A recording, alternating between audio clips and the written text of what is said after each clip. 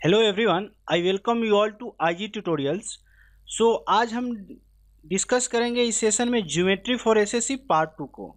तो इससे पहले वाली क्लास में हम लोगों ने ज्योमेट्री पार्ट 1 को देखा था। ज्योमेट्री पार्ट 1 में हम लोगों ने जीरो डिमेंशनल और वन डायमेंशनल का जो फिगर है उसको देखे थे, उसके प्रॉपर्टीज़ को देखे थे। आज हम लोग टू डायमेंशनल फिगर को देखेंगे और उस पर क्या क्या कॉन्सेप्ट्स होते हैं उसको एक एक करके हम लोग देखेंगे।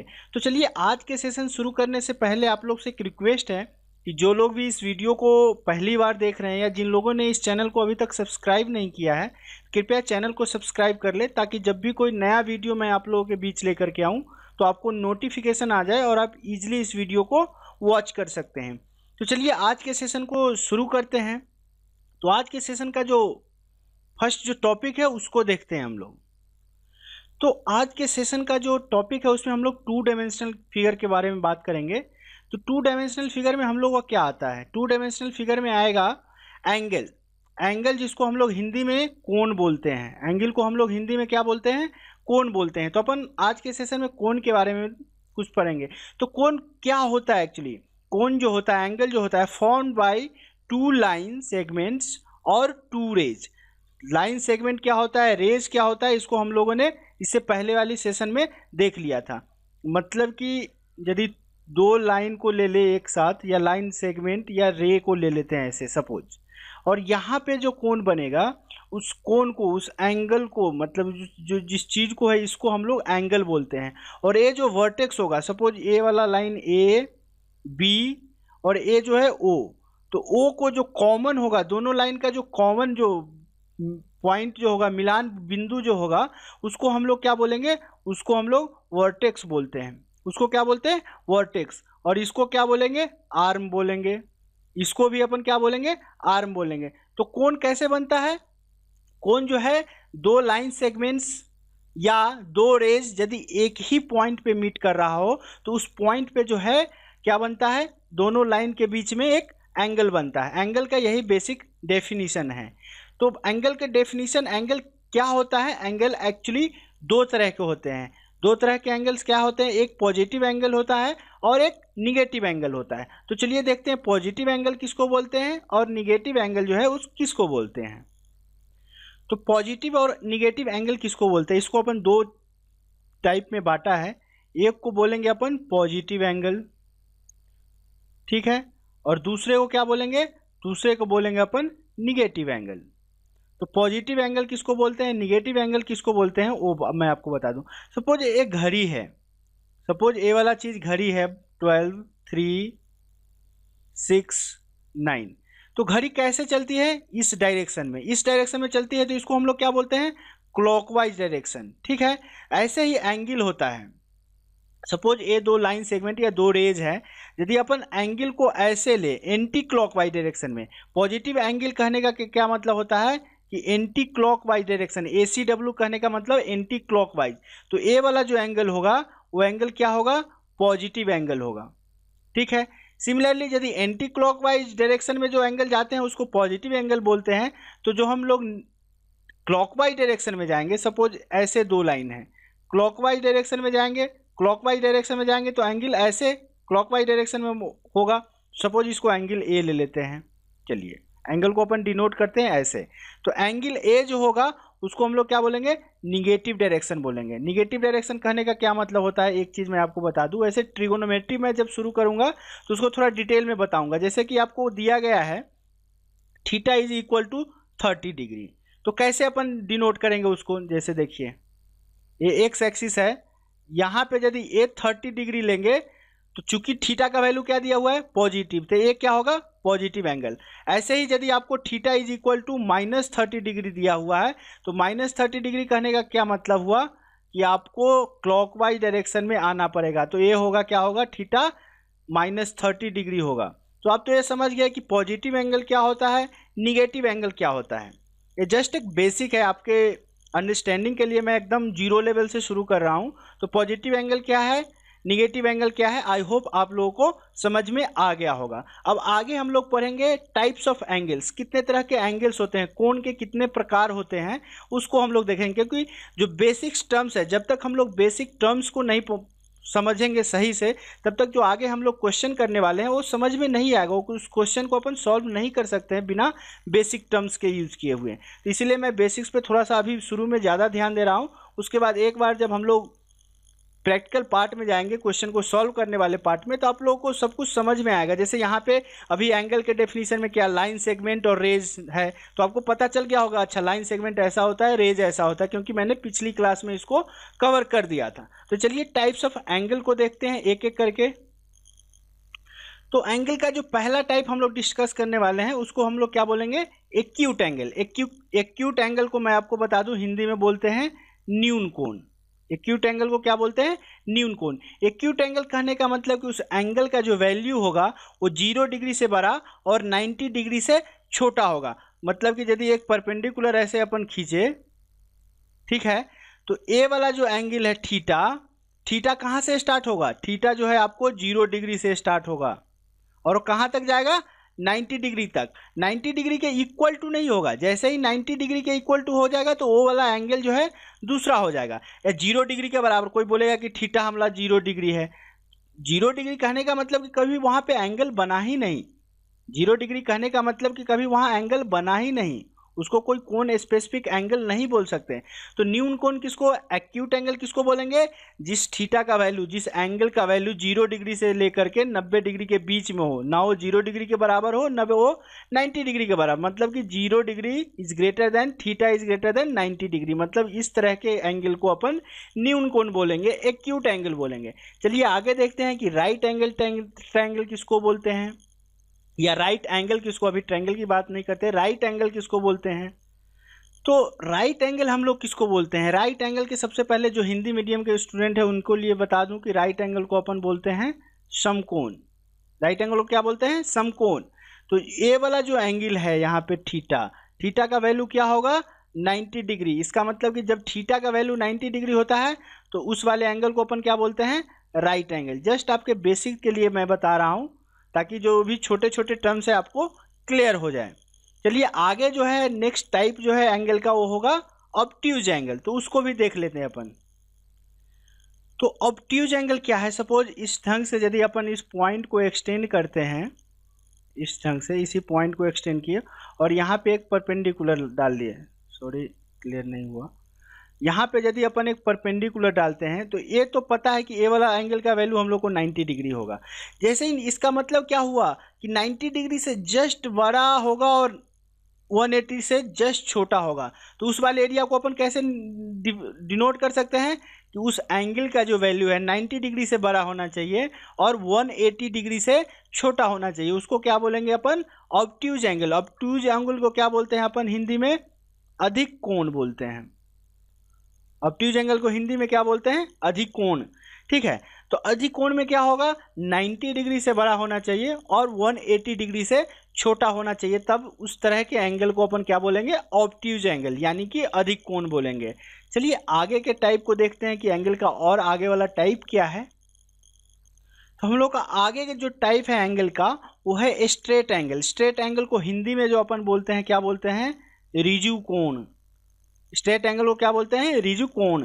ठीक है, तो ये स्ट्रेट एंगल कब बोला जाता है, जब एंगल का वैल्यू एग्जैक्ट 180 डिग्री होता है। मतलब कि यहाँ पे कोई पॉइंट है तो लाइन के एक साइड में टोटल कितना डिग्री का कोण बनेगा, 180 डिग्री का कोण बनेगा। तो इस एंगल को, इस कोण को क्या बोलेंगे, स्ट्रेट एंगल, रिजु कोण बोलेंगे। चलिए आगे के एंगल को देखते हैं। तो जो आगे है हम लोग का नेक्स्ट वाला वो एंगल क्या है, रिफ्लेक्स एंगल। रिफ्लेक्स एंगल का हिंदी बता दूं मैं आपको, इसको हिंदी में अपन बोलते हैं पुनर्युक्त कोण। हिंदी में क्या बोलते हैं, पुनर्युक्त कोण। तो इस एंगल का वैल्यू क्या होता है, 180 डिग्री से बड़ा होना चाहिए एंगल का वैल्यू और 360 डिग्री से छोटा होना चाहिए। जैसे कोई दो लाइन सेगमेंट या दो रे ले लेते हैं, सपोज ए वाला एंगल जो है वो थीटा है, ए वाला एंगल क्या है, थीटा है। तो रिजु कोण, ये पुनर्युक्त कोण मतलब कि रिफ्लेक्स कोण जो होगा वो क्या होगा, ए वाला चीज होगा जो 180 डिग्री से बड़ा होना चाहिए, क्योंकि टोटल एक पॉइंट पे 360 का कोण बनता है।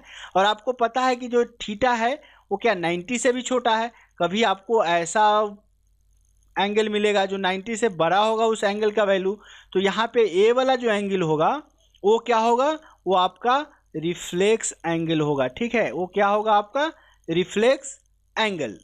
तो रिफ्लेक्स एंगल का वैल्यू क्या होता है 180 डिग्री से बड़ा होता है और 360 डिग्री से छोटा होता है।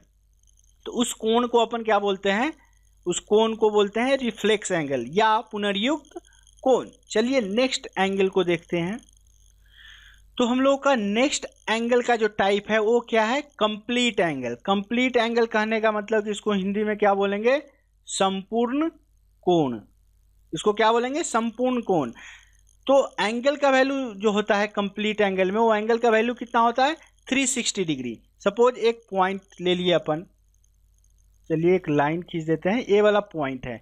तो इस पॉइंट के चारों तरफ जो एंगल बनता है, इस पॉइंट के चारों तरफ का जो एंगल बनता है वो कितना होता है 360। आपको पता ही होगा कि एक पॉइंट के चारों तरफ का एंगल कितना होता है 360 डिग्री होता है। तो इस वाले एंगल को जो क्या बोलते हैं अपन, इस वाले एंगल को बोलते हैं कंप्लीट एंगल। इस वाले एंगल को क्या बोलते हैं कंप्लीट एंगल, या हिंदी में इसको अपन संपूर्ण कोण बोलते हैं।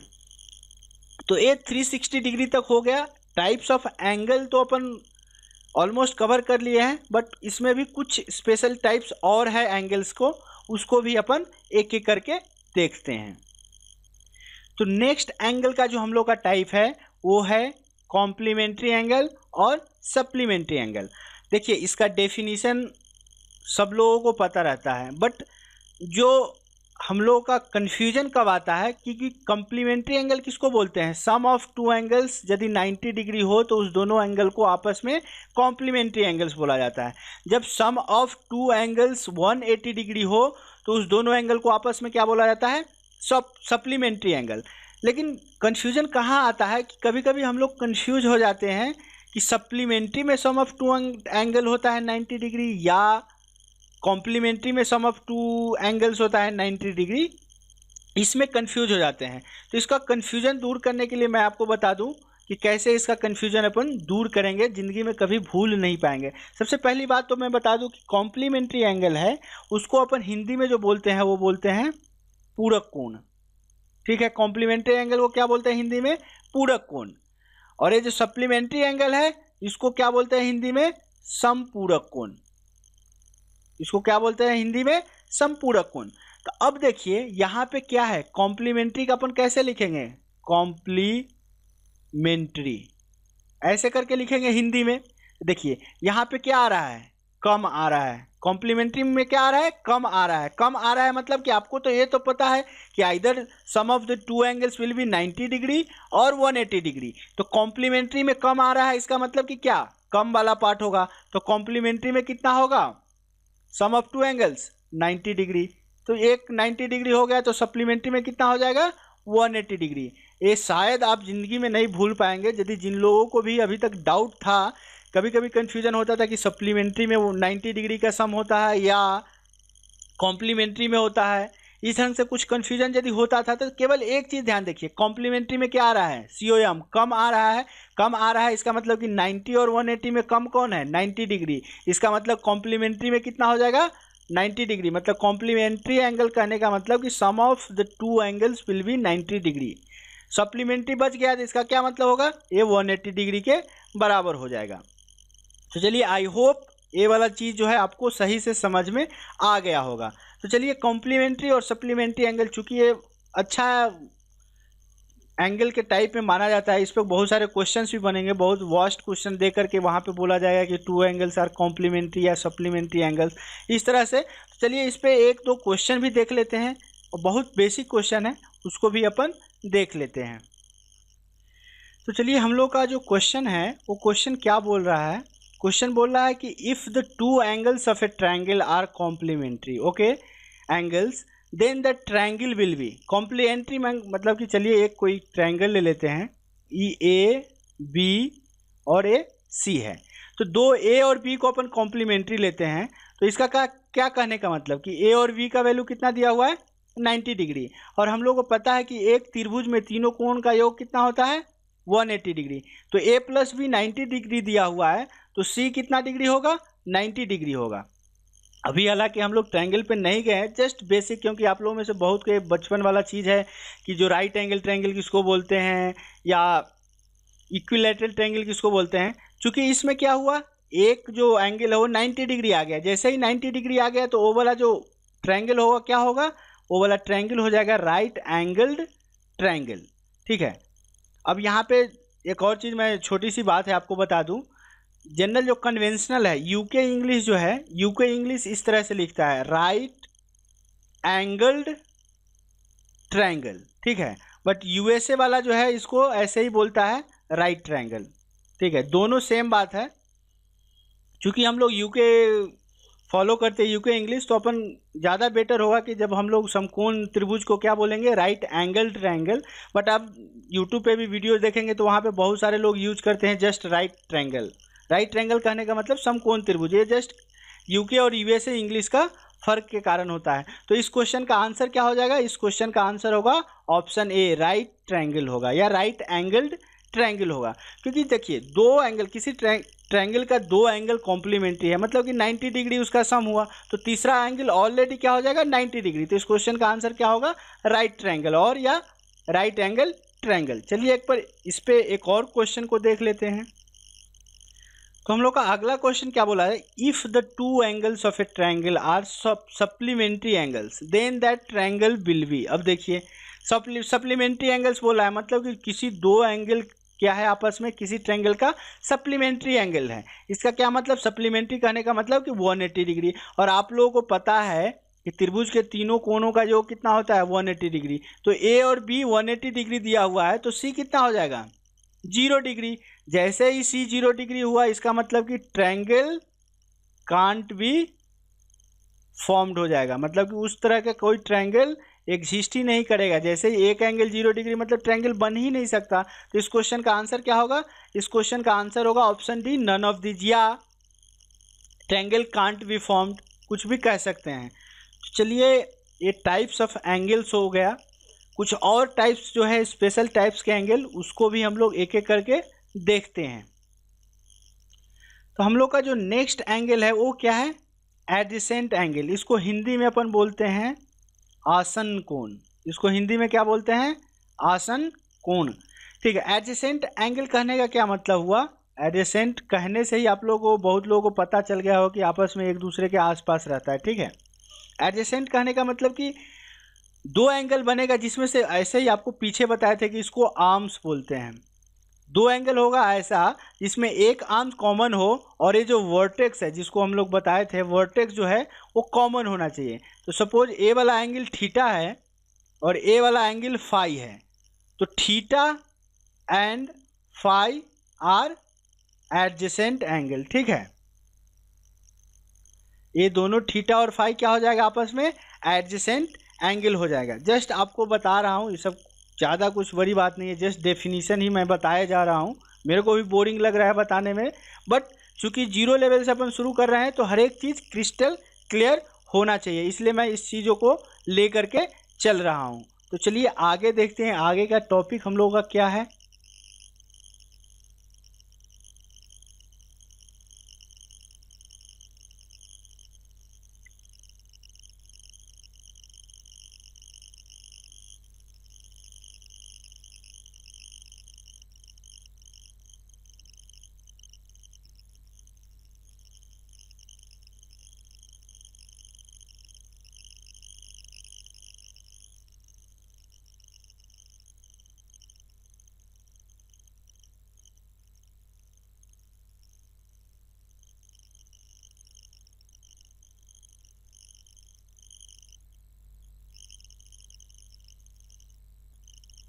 तो इसमें हम लोग का अगला जो एंगल आता है वो एंगल क्या आता है, कॉरेस्पॉन्डिंग एंगल। ठीक है, कॉरेस्पॉन्डिंग एंगल किसको बोलते हैं उसको भी हम लोग देख लेते हैं। क्या आएगा, कॉरेस्पॉन्डिंग एंगल। इसको हम लोग हिंदी में बोलते हैं संगत कोण। ठीक है, तो कॉरेस्पॉन्डिंग एंगल को मैं बता दूं, कॉरेस्पॉन्डिंग एंगल किसको बोला जाता है। कॉरेस्पॉन्डिंग एंगल कहने का मतलब कि ये जो दो लाइन है उसको एक तिरछी जो तिर्यक रेखा है वो काट रही है। तो लाइन के ऊपर यदि है, एक साइड में, एक ही साइड में होना चाहिए। यदि लाइन के ऊपर है तो इस पहले वाले लाइन के ऊपर का कोण और दूसरे वाले लाइन के ऊपर का कोण और एक ही साइड में होना चाहिए। जैसे कि ए लेफ्ट साइड है, ए राइट साइड है। तो अब देखिए लेफ्ट साइड में लाइन के ऊपर का कोण क्या है 2, और लेफ्ट साइड में लाइन के दूसरे लाइन के ऊपर का कोण क्या है 6। तो 2 और 6 जो है 2 और 6 क्या हो जाएगा 2 और 6 जो है कॉरेस्पॉन्डिंग एंगल हो जाएगा। सिमिलरली लेफ्ट साइड में लाइन के नीचे क्या है 3, लेफ्ट साइड में लाइन के नीचे क्या है 7, मतलब कि 3 और 7 क्या हो जाएगा आपस में कॉरेस्पॉन्डिंग एंगल हो जाएगा। चलिए आप राइट साइड में मूव करते हैं तो लाइन के ऊपर में क्या है एंगल 1 है, फिर दूसरे लाइन के ऊपर में क्या है 5 है, तो 1 और 5 भी क्या हो जाएगा आपस में कॉरेस्पॉन्डिंग एंगल हो जाएगा। सिमिलरली राइट साइड में लाइन के नीचे क्या है 4, दूसरे लाइन के नीचे क्या है 8, मतलब कि 4 और 8 भी आपस में क्या होगा कॉरेस्पॉन्डिंग एंगल, मतलब कि जो कॉरेस्पॉन्डिंग एंगल है 2 6 3 7 1 5 4 8 ये सारे जो है आपस में कॉरेस्पॉन्डिंग एंगल हैं। चलिए नेक्स्ट जो टाइप है वो है ऑल्टरनेट एंगल का, उसको भी हम लोग देख लेते हैं।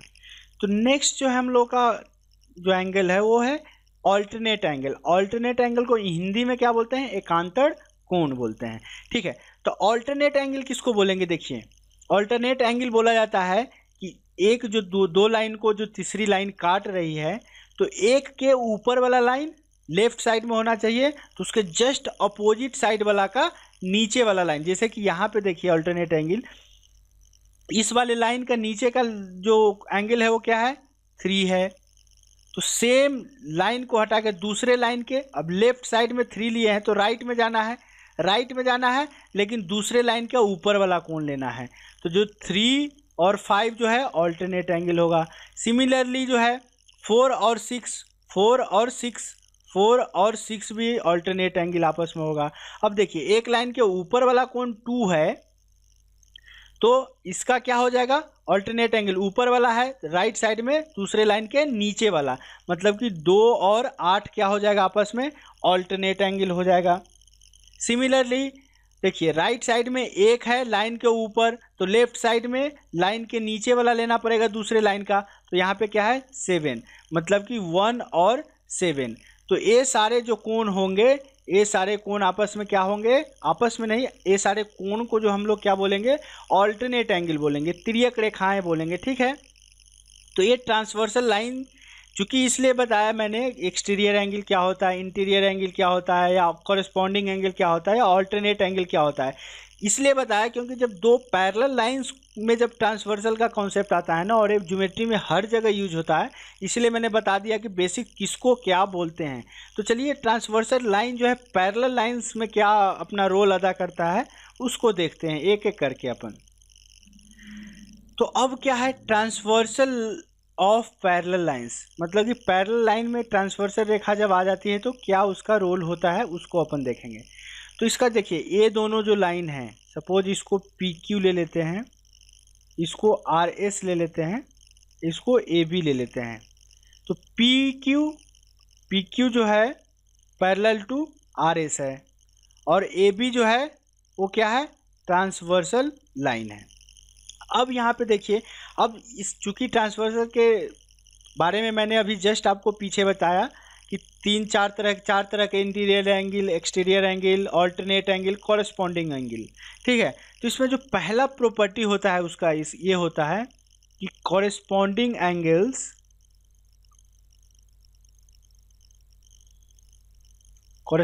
एंगल्स जो होता है are equal to each other, मतलब कि जितने भी कॉरेस्पॉन्डिंग एंगल्स यहाँ पे है आपस में बराबर होते हैं। कॉरेस्पॉन्डिंग एंगल कहने का क्या मतलब बताए थे, दो लेफ्ट ही साइड में लेना है, राइट का राइट साइड में लेना है, यदि लाइन के ऊपर लिए हैं तो दूसरे लाइन के भी ऊपर, तो 2 और 6 आपस में क्या है कॉरेस्पॉन्डिंग एंगल, मतलब कि 2 = 6।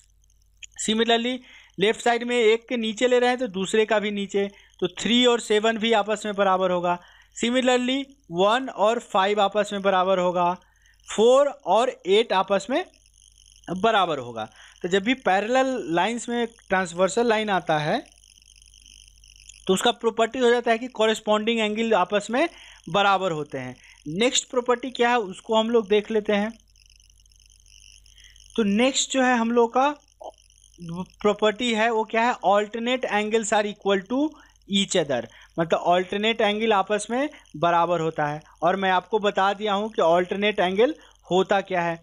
तो 3 और 5 आपस में ऑल्टरनेट एंगल है कि नहीं, तो 3 is equal to 5, 4 is equal to 6, angle 4 is equal to angle 6 हो जाएगा। Similarly angle 2 is equal to angle 8 हो जाएगा। Similarly angle 1 is equal to angle 7 हो जाएगा। तो ये क्या है, ऑल्टरनेट एंगल का प्रॉपर्टी है। ठीक है, इसको भी हम लोग ने देख लिया। बहुत काम का चीज़ है, छोटी छोटी बातें हैं बट बहुत ही यूजफुल होगा, बहुत ज़्यादा यूज हम लोग इसको करेंगे आगे चल के जब हम लोग क्वेश्चन को सॉल्व करेंगे। तो चलिए नेक्स्ट प्रॉपर्टी को देखते हैं कि ट्रांसवर्सल ऑफ पैरेलल लाइंस का नेक्स्ट प्रॉपर्टी क्या होता है। तो नेक्स्ट प्रॉपर्टी है सम ऑफ इंटीरियर एंगल और exterior angle on same side is equal to 180 degree. अब इंटीरियर एंगल क्या होता है, एक्सटीरियर एंगल क्या होता है, मैंने पहले आपको डिस्कस करके इसीलिए बता दिया था। अब देखिए सेम साइड में होना चाहिए, तो ये लेफ्ट है और इसको यदि राइट लेते हैं तो लेफ्ट वाला का एक्सटीरियर एंगल क्या है, 2 और 7, मतलब कि एंगल 2 और एंगल 7 का सम कितना होगा, 180 डिग्री होगा। सिमिलरली लेफ्ट साइड का इंटीरियर एंगल क्या है, 3 है, यहाँ 6 है, मतलब कि एंगल 3 प्लस एंगल 6 का सम भी कितना होगा, 180 डिग्री होगा। अब राइट साइड में मूव करते हैं तो एक्सटीरियर एंगल क्या है, 1 और इधर क्या है 8, मतलब कि एंगल 1 प्लस एंगल 8 इसका भी सम क्या होगा, 180 डिग्री होगा। अब यदि इंटीरियर एंगल राइट साइड का इंटीरियर एंगल क्या है, 4 और 5, तो एंगल 4 प्लस एंगल 5 इसका सम भी कितना होगा, 180 डिग्री होगा। तो ये प्रॉपर्टी है ट्रांसवर्सल ऑफ पैरेलल लाइंस का, मतलब कि पैरेलल लाइंस के बीच यदि अपन ट्रांसवर्सल लाइन यूज करते हैं तो इतने सारे जो प्रॉपर्टीज है। तो चूंकि ऑलरेडी हम लोग का 25-26 मिनट का वीडियो बन चुका है, तो आज के सेशन को हम यहीं क्लोज करना चाहेंगे। But transversal of parallel lines का 2-3 और भी बहुत ही मेन इंपॉर्टेंट प्रॉपर्टी है, उसको हम लोग नेक्स्ट क्लास में देखेंगे और इस पे बहुत सारे क्वेश्चन बनते हैं, तो हम लोग ज़्यादा से ज़्यादा क्वेश्चन लेके उसको सॉल्व करने की कोशिश करेंगे। तो चलिए आज के सेशन को यहीं क्लोज करते हैं, बट जैसे भी नेक्स्ट सेशन आए उससे पहले मैं आप लोगों से रिक्वेस्ट करता हूं कि प्लीज़ रिवाइज कर लीजिए इस दोनों चीज़ों को। बहुत ही छोटी छोटी बातों को हम लोगों ने मैंने एकत्र करके आप लोगों के लिए वीडियो बनाया है। छोटी छोटी बातें ही हैं, बहुत सारे लोगों को पता भी होगा, कुछ चीज़ें जो होगी नहीं पता रहा होगा। प्लीज़ इसको रिवाइज कर लीजिए ताकि ज्योमेट्री जैसे ही आगे बढ़े हम लोग ना बहुत स्मूथ वे में अपन आगे क्वेश्चन को सॉल्व कर सकते हैं। ठीक है, तो आज के सेशन को यहीं पे क्लोज करते हैं। नेक्स्ट सेशन में 2-3 और प्रॉपर्टीज और इस पे जितने भी सारे क्वेश्चन बनेंगे सारे क्वेश्चन को डिस्कस करने की मैं कोशिश करूंगा।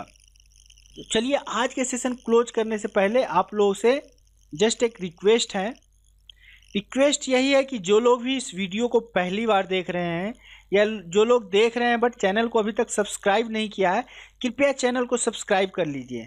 मैं आपसे वादा करता हूं कि आपके लिए बहुत अच्छे अच्छे वीडियोज़ लेकर आऊँगा। अभी ज्योमेट्री का सीरीज चला है, इसके बाद आप लोगों से पूछा जाएगा कि अलजेब्रा शुरू करूँ या मेंसुरेशन शुरू करूँ या ट्रिगोनोमेट्री शुरू करूँ या कॉमर्शियल मैथ्स शुरू करूँ, बट आपके लिए वीडियो ज़रूर हम बनाएंगे ही।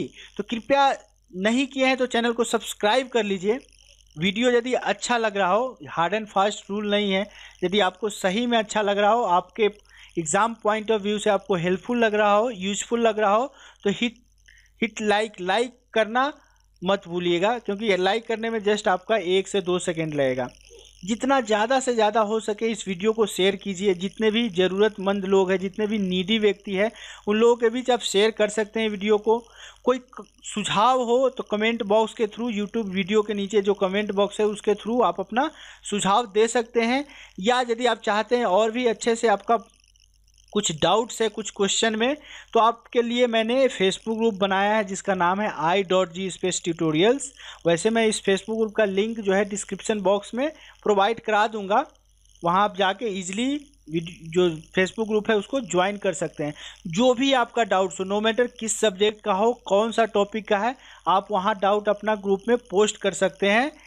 या यदि कोई मेंबर आपका सॉल्यूशन नहीं दिया तो आप हमको टैग कीजिए या डायरेक्ट हमको आप मैसेज करके उस क्वेश्चन को दे सकते हैं।